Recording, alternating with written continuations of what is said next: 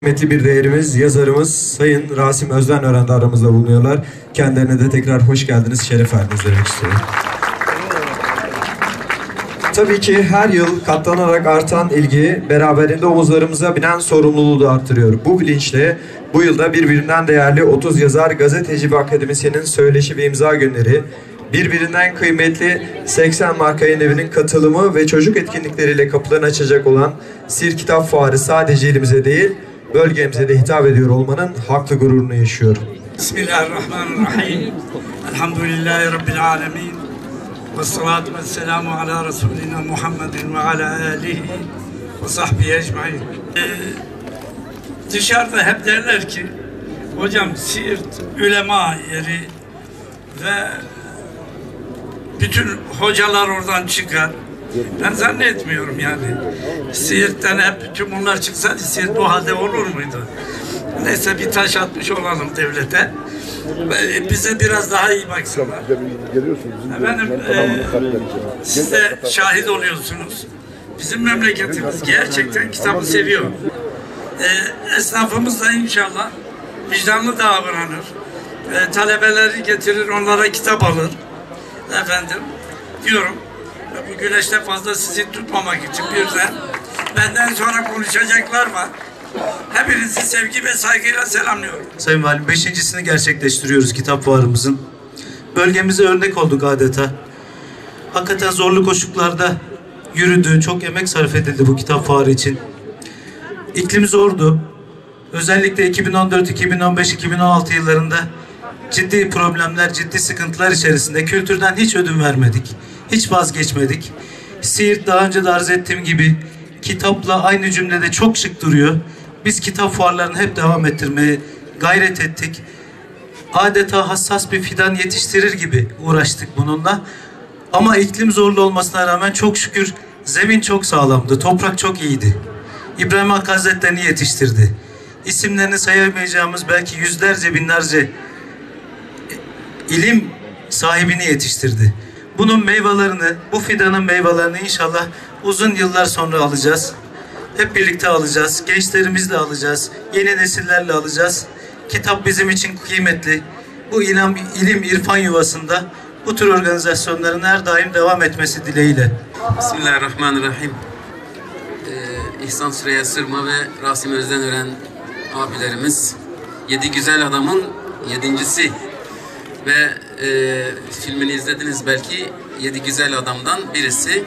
Aramızda bugün bu kitap fuarında onu ağırlıyor olmaktan gerçekten onunla birlikte bir kitap fuarının açılışını yapıyor olmanın mutluluğunu yaşıyorum şu anda. Duygusallığını da yaşıyorum. Ben İmam Hatip yıllarında 82, 83, 84, 85 yıllarında okurken ben ödemeli olarak yayın evlerinden İhsan Hoca'nın kitaplarını isteyip arkadaşlarımız arasında dağıtıp heyecanla okuyorduk. İslami Tebliğ'in Mekke dönemi ve işkence, İslami Tebliğ'in Medine dönemi ve cihat gibi kitapları. Şimdi onunla beraber ben de acizane işte kendim, eğer o da kabul ederse birazcık kitap karalayan birisi olarak beraber bir kitap fuarında bulunuyor olmanın yine aynı heyecanını ve duygusallığını yaşıyorum. Tabii aynı şey Sayın Rasim Özdenören abimiz, onun kitapları ile yetiştik diyebilirim. Müslümanca düşünce üzerine denemeler kitabı, çözülme. Biz bu kitaplar bizim gençliğimizin ilk edebi zevkini ve edebi kalitesini bir şekilde yoğuran metinler olmuştur. Bunu da anmadan başlamayayım sözlerime. Değerli öğrenci kardeşlerim, işte böyle bir maceramız, böyle bir hikayemiz var. Siirt'te kitap evi yoktu. Siirt'te kitaba ulaşmak, kitap aşığı ama kitaba ulaşacak bir yol buluyordu ve biz biliyorduk. İhsan Süreyya Sırma hocamız biyografisinde Siirt kelimesi geçiyor diye o kadar bizi heyecanlandırıyordu ki demek ki Siirt'ten yetişiyormuş. Siirt'ten bütün Türkiye'de kitapları yayınlanan insanlar yetişiyormuş diye o zaman sadece bu bile bizi heyecanlandırıyordu ve kitaplarını ödemeli olarak yayın evlerinden istiyorduk. 10'ar 15'er adet istiyorduk. Öğrenci kardeşlerimiz organize oluyorduk ve kitabı getirtiyorduk. Yani kitap Siirt geçmişinde kitabın çok çok önemli olduğu bir şehir. Bir dönem bu kitaba ilgi maalesef ki bütün Türkiye'de olduğu gibi değişik sebeplerden dolayı azaldı. Bugün belli dönemlerde belli siyasi sebeplerle o kitaba olan ilgiler azalmıştı. Bugün o ilginin en yüksek düzeyde yeniden tesis edilmiş olduğu bir aşamaya gelmiş bulunuyoruz. 5.'sini düzenliyoruz kitap fuarının. 5.'sini düzenliyor olmanın kendisi başlı başına büyük bir iş. Çünkü amellerin Peygamber Efendimiz sallallahu aleyhi ve sellem ne buyuruyor? Amellerin hayırlısı sürekli olanıdır. Siirt'in çok önemli bir yeri var. Bu topraklar ilim, irfan yuvası, bilim yuvası topraklar.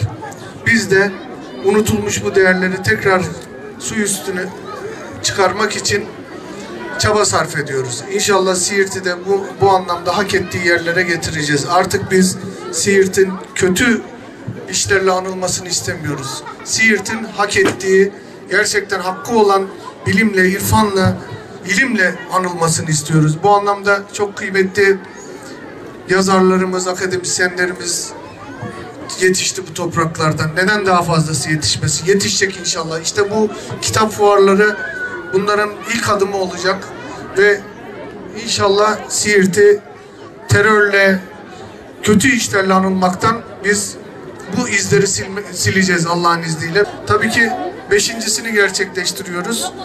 İlkini yapandan, bu işin tohumunu atandan Allah razı olsun. Onları da hatırlatmak istedim.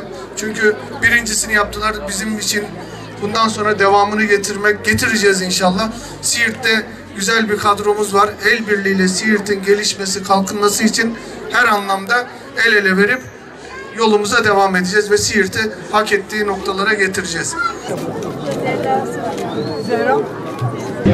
Fatih biraz eğil. Fatih eğil ya. Bunlar özet kitaplar mı yoksa? Bunlar defter şeklinde tasarlanıyor. Ha, defter bunlar. Şimdi sen de oku. Kafka'dan anladığını yaz. Aynen, anlaşmalı.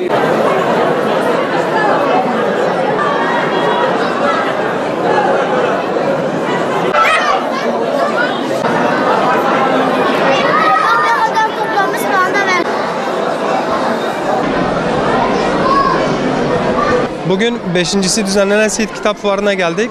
Siirt'imizin böyle güzel bir şeylerle anılıyor olması bizleri çok mutlu ediyor. Daha önceden terörle anılan Siirt'imiz artık kitaplarla anılıyor. Bundan dolayı çok mutluluk duyuyoruz. Bu anlamda da emeği geçenlere sonsuz teşekkürlerimizi sunuyoruz. Çünkü gerçekten Siirt'imizin bunlara çok ihtiyacı var.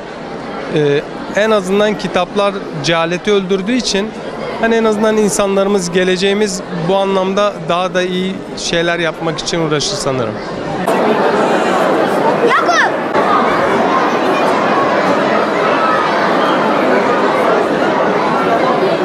Vallahi burası birkaç senedir açılıyor. Her seferinde geliyorum.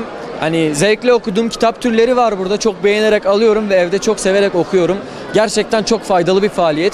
Milletimizi okumaya ve bir şeyleri öğrenmek için bilinçlenmeye davet etmek gerçekten çok güzel. Buranın hani açılımında, yapımında, her sene bunu tekrarlamasında emeği geçen herkesin ellerine sağlık diyorum. Teşekkür ediyorum. Milletimizi böyle şeylerle hani daha üst seviyeye çıkarabiliriz. Bu fuarın açıldığını duydum, hemen geldim. Bu fuarda katkısı olan bütün abilerime teşekkür ediyorum. Çok güzel, biz çocuklar çok beğendik, çok sevindik. Teşekkür ediyoruz. Roman aldım falan, roman, hikaye. Kardeşlerim için öykü kitapları aldım. Ali.